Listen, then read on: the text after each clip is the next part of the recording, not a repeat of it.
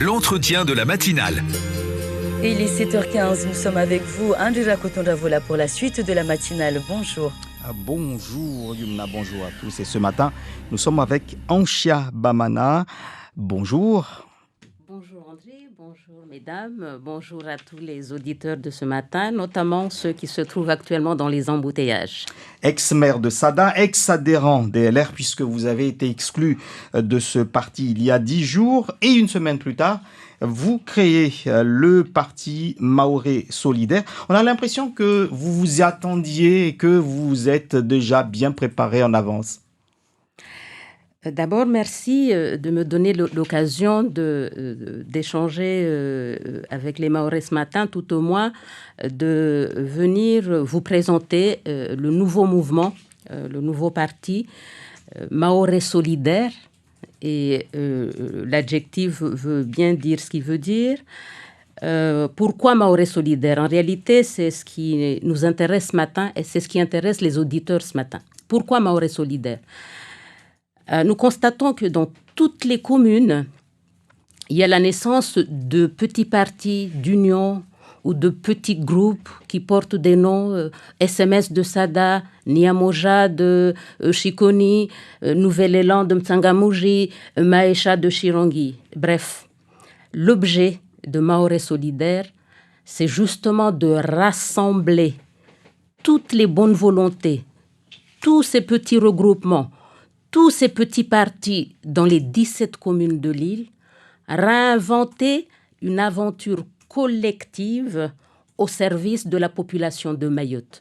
C'est vraiment l'état d'esprit de cette organisation, réinventer un nouveau parti politique, une nouvelle aventure au service de l'intérêt général, parce que comme nous l'entendons tous les matins, tout à l'heure j'entendais un coup de gueule d'un auditeur qui disait nous ne voulons plus des élus de Mayotte, il va falloir que ce soit des étrangers qui viennent ici et qu'on vote pour eux. Je pense que pour tout homme public ou femme publique, nous devons être attentifs à ce que disent les habitants, raison pour laquelle nous réagissons, nous rebondissons pour qu'on puisse former ce groupe qui aura pour objectif principal un espace d'échange, de débat sur les questions qui préoccupent la population de Mayotte, essayer d'apporter du renouveau, parce qu'on constate aussi que les partis actuels s'organisent, s'agitent essentiellement à l'approche des élections pour faire élire des gens, pour partager des places, mais une fois sur place, on oublie l'intérêt général. Raison pour laquelle nous lançons un appel ce matin à toutes les bonnes volontés, hommes et femmes, dans toutes les communes de Mayotte, de tous bords politiques confondus, droite, gauche, centre, un seul objectif, rassembler nos efforts au service de la population de Mayotte. On a l'impression que vous voulez créer un LREM local, à vous entendre là. Nous créons un parti local qui va s'atteler à essayer de trouver des solutions pour répondre aux problèmes des Mahorais. Ce n'est pas Anchia toute seule qui parle, c'est beaucoup d'hommes, beaucoup de femmes, des anciens élus, conseillers généraux, maires, anciens sénateurs, anciens députés, qui sont dans la même lignée que nous. Dimanche dernier, quand on s'est retrouvés à Lazare, nous avons eu 7 communes qui étaient déjà représentées. D'autres vont arriver puisque nous allons, dans les prochains jours, sillonner les 17 communes de l'île, rencontrer ces petits mouvements, les recenser pour qu'on puisse ensemble monter un projet au service de Mayotte, un projet commun au service de Mayotte. C'est quoi un projet commun au service de Mayotte? C'est, par exemple, à Sada, nous avions mis en place une action en faveur de protection de l'environnement, par exemple. Nous pouvons avoir différentes politiques menées dans ces petits groupes. Certains s'attellent sur l'aménagement du territoire, d'autres sur l'action sociale, la coopération régionale. Bref, l'idée, c'est de pouvoir amasser toutes ces idées, de faire en sorte à ce que toutes ces politiques puissent être déclinées au niveau du territoire de manière homogène, mais qu'on ne parle pas seulement, voilà, un tel maire est préoccupé par un tel sujet. L'idée, vraiment, c'est de faire à ce que cette politique en faveur de l'environnement, par exemple, soit déployée sur tout le territoire. La question de l'aménagement du territoire soit déployée autour du territoire. Pourquoi ? Parce qu'on aura réfléchi ensemble sur ce projet commun au service du peuple. Que le parti s'attelle à essayer de trouver des solutions pour répondre aux nombreuses problématiques que rencontre la population de Mayotte. Alors, vous parlez de rassemblement, de rassembler toutes les bonnes volontés pour venir défendre ensemble cette idée que vous êtes en train de mettre en place. Hier, le président de la section LR de Sada, qui était notre invité, a déclaré sur nos ondes que vous avez été plutôt diviseur que rassembleur. Pourtant, à l'intérieur du parti duquel vous avez été exclu. Qu'est-ce que vous répondez à ça ? Puisque les gens qui viendront vers vous attendent à ce qu'il y ait réellement un rassemblement ou que vous rassembliez, alors que on vous prête le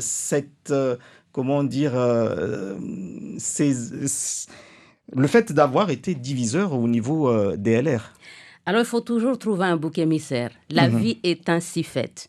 Il faut toujours, au bout, quand on n'a pas réussi sa mission, de chasser des têtes. Hein. J'ai été investie en 2013 par les LR, notamment la volonté du président actuel, M. Sabahattin Ramadani, et Abdourahmane Swalihi, qui était, en 2013, dirigeaient le parti.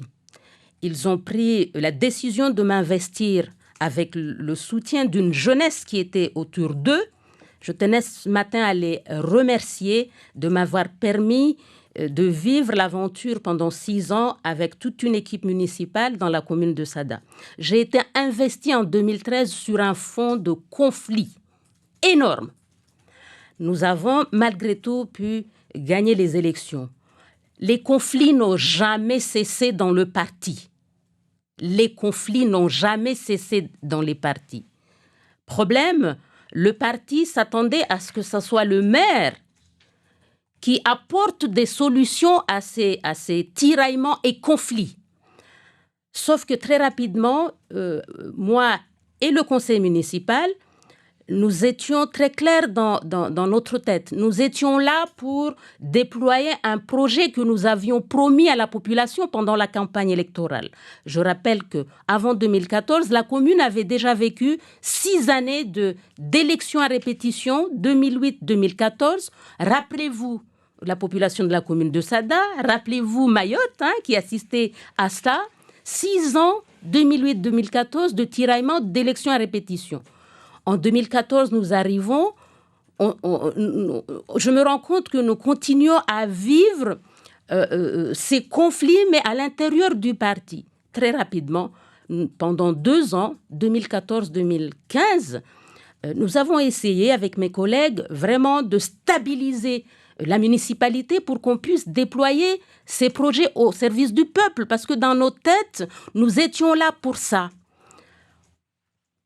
Je devais en même temps déployer ce projet au service du peuple et en même temps, le parti attendait de nous qu'on gère les conflits du parti. Ce n'était pas possible. Les élus ne sont pas là pour gérer les partis une fois que vous êtes à la manette.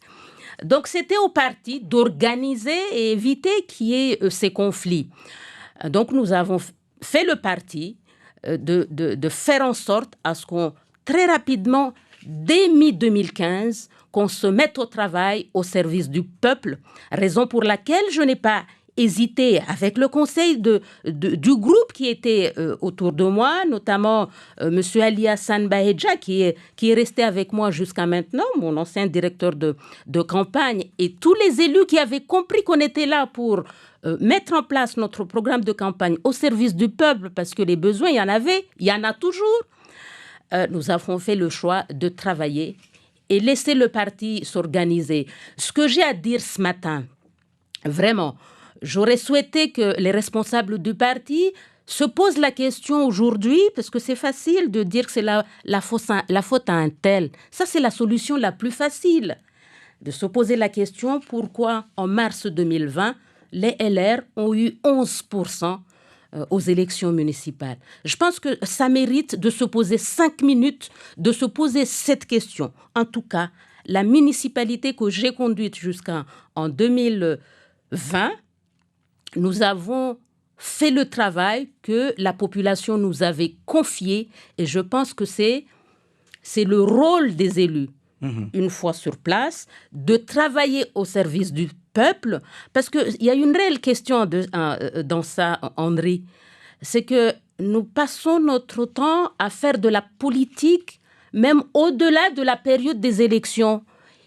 Cela doit désormais changer et ça fait partie des messages que nous souhaitons véhiculer dans Mahorais Solidaire. Une fois que les élus sont élus, ils doivent se mettre autour d'une table ensemble, au-delà des étiquettes politiques, pour défendre les intérêts de la population de Mayotte parce que nous avons beaucoup à faire. Nous sommes département depuis 2011, André, je rappelle, mais la Chambre régionale des comptes nous dit, dans un rapport de janvier 2016, que nous devons décliner des mesures pour assurer le rattrapage et le développement de Mayotte au sein de la France. Ça sera pour nous, Mayotte Solidaire, un document de travail, un début pour bâtir le projet commun que nous rêvons au sein de Mayotte Solidaire. Alors aujourd'hui, dans ce parti Mahorais Solidaire, vous avez surtout, vous avez beaucoup et surtout des dissidents LR entre autres. Est-ce que finalement ce parti va se rattacher au niveau national des LR? Est-ce qu'on peut envisager néanmoins des alliances avec les LR ici au niveau local?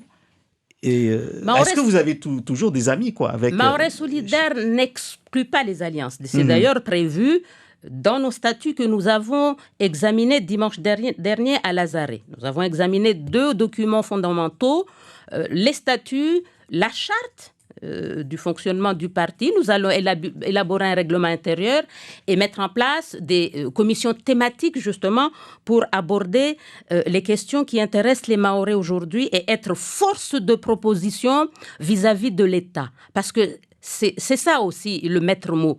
Se rassembler pour être force de proposition vis-à-vis de l'État. Mahorais Solidaire est un parti né à Mayotte, rassemblant toutes les bonnes volontés de tout bord politique qui souhaitent justement vous allez continuer à chercher les dissidents LR si on a qui... Nous mettons en place le parti. Nous venons de le mettre en place. Nous ferons le tour des 17 communes de l'île pour justement faire la promotion de ce parti et expliquer à la population pourquoi nous entamons cette aventure. Et les autres dissidents du MDM, etc.